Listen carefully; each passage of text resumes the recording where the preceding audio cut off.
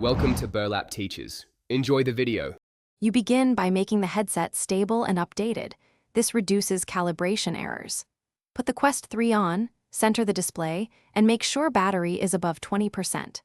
Once done, open settings and install any pending system updates. This ensures hand tracking drivers match.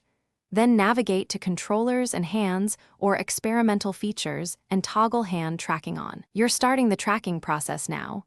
Do this before launching apps so the system can detect your hands immediately and avoid controller conflicts. Next, you'll refine detection through calibration and environment tweaks. Follow the headset prompts. Hold your hands at chest height, palms toward the lenses, then slowly spread and close fingers so the system maps bone positions. Make sure room lighting is even, avoid strong backlight or glare, because contrast helps cameras see fingers. Clear the play area of mirrors, shiny surfaces, and small objects that confuse tracking. Once calibrated, test gestures in the built-in hand demo. Make minor repeats until motions are reliably recognized. Now you'll start using hand controls in apps. Practice pinch to select, grab to move, and point to aim. Use smooth, slightly slower motions until latency drops. Make sure to switch back to controllers in quick settings if a critical input fails, and then re-enable hands to reset detection.